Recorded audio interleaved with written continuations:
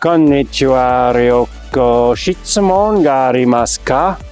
Yes. So thank you for the nice warm-up exercise for the jump.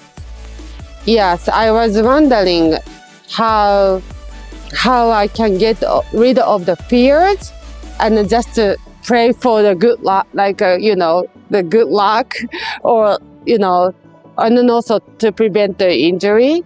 Because I think I see that there are many skaters just to go out of the blue and keep jumping like million times. And then, yeah, I see skaters come out on the ice, they tear around the ice really quickly, and then they start jumping and they start falling and making mistakes. And this method that I'm using right now, warming up slowly and in increments and, building the fundamentals like you would do to learn the jumps, what I'm doing also to warm up for the jumps, this makes your jumps infallible, almost infallible. yes. If you warm up slowly like this in increments, you're not going to make a lot of mistakes, and you're going to get rid of a lot of your fear because you're building your foundation. Yeah, and let me add one more thing. There are many skaters, especially I think in a group lessons environment that the people grew up. Nowadays, a lot of people who does the warm up 20 minutes, half an hour with ice dance coach, or there are steps, just to follow whatever they do. And then next session is the free skating sessions. So they think automatically the body is warm up because they do the edges and then get into the jump. But I think what you are trying to teach is giving much more depth or initiative for the skaters, not just to let the things go and automatically body gets to warm up, but you control your body, how you walk, the skating skills apply to the jump. Yeah. Well, I warmed up my basic skating skills, which involves the fundamentals that apply to all skating, like your stability, your balance, your athletic position, avoiding pronation, keeping good upper body posture, etc., etc. Those things that are fundamentals that apply to most of what you do out here on the ice. And then for the purposes of my jump warm-up, I'm warming up specific positions and motions. Yes. So, like for example, on this salchow, I'm warming up specific. Yeah, I have some. I keep my free leg inside the curve as a method, but that is a specific action and set of positions for the salchow that I'm warming up. And when I warm up that single salchow, my double salchow is every time good.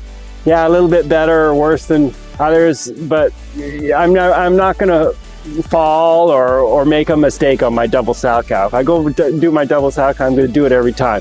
And it's gonna be the same whether it's gonna be a triple salchow or a quadruple salchow with every skater. If you warm up your fundamentals and your positions, you're gonna reduce your chance for mistakes and injuries and fear. Yes, and I would like to get into one specific things in this jump warm-up, which is the athletic position, the power position.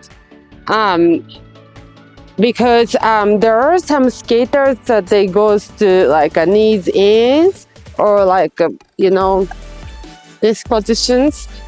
I see many skaters, and I have a tendency too, actually.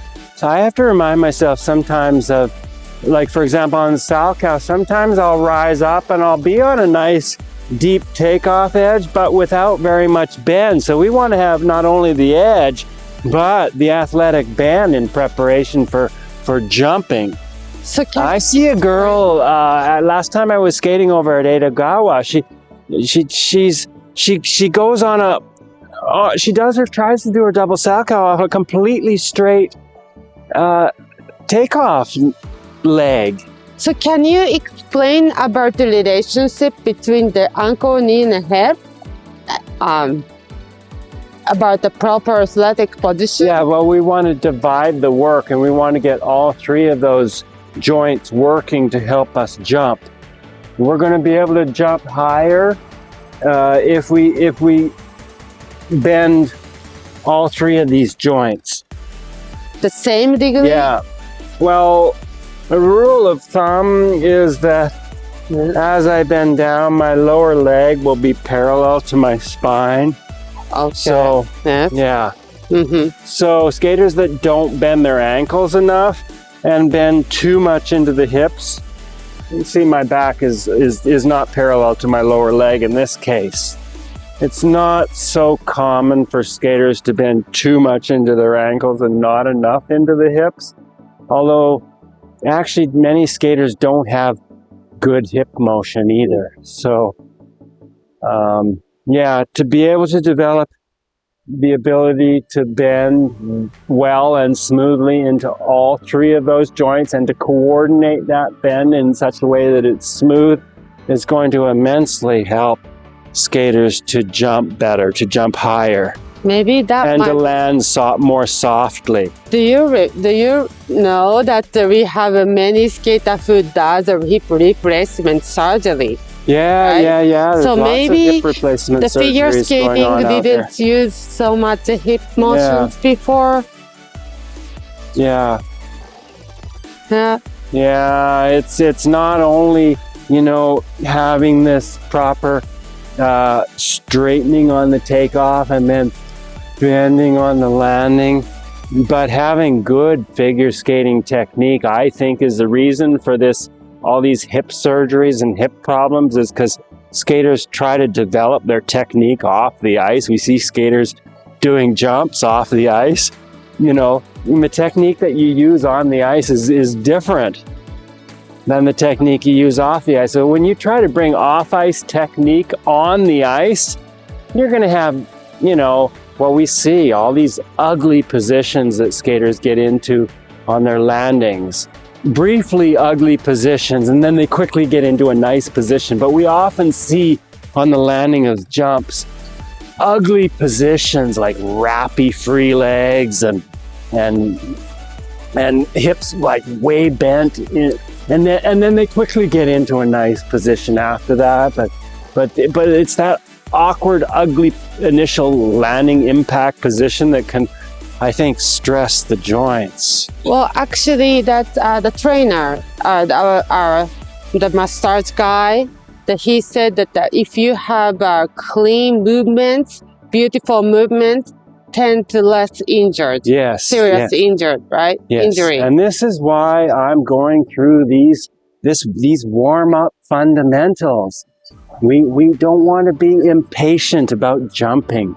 I get it. I was young too and had all kinds of energy and just wanted to go out and jump and land this jump and land that jump. But if you have the patience and you come out and warm up slowly and build your fundamentals, you're going to have more beautiful jumps, more consistency, less injuries, and a longer figure skating career. Well, I think in the previous video, we already went through the up and down things, so we have to stay steady in the same horizontal position. And then like today you did warm up for the curves and then hops, right? But can you do something a little bit more like break down this movement? Because this is a curve and a hopping. So maybe if you can do some kind of jumps, maybe starting from the straight line, or like even without the skating, the gliding, because we want to do, first we want to have that a good power position, athletic position, right? And then you want to make it as a lean, but still the relationship, ankle, knees, and the hip I'm not sure. Yeah, well, I was taking off outside edges on all of those, but the basic jumping technique, whether you're taking off forward like an axle or taking off backward like a Salchow or other jumps, it's basically the identical motion and theory too. You don't want your blade to slip out this way or this way. You want to jump straight up. Yeah, you've got some speed. You're gliding along, but you don't want to try to push yourself along or pull your foot out from underneath you. So you mean that the pelvis have to be above the blade, right? Well, yeah, we want to have the proper bend into the ankle, knee, and hip in such a way that the upper, like we talked, the upper body is parallel to the lower leg. Okay. So what is that position?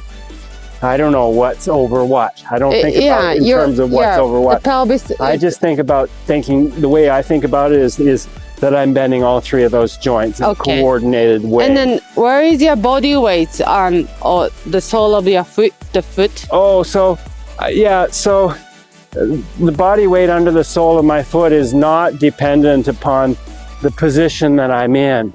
I could be in any position and still have that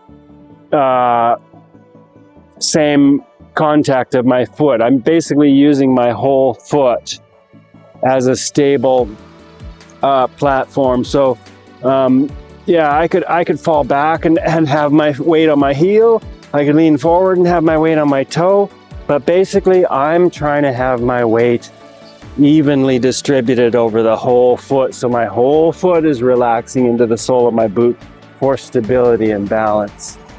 And yeah, when you jump, the weight goes to the front.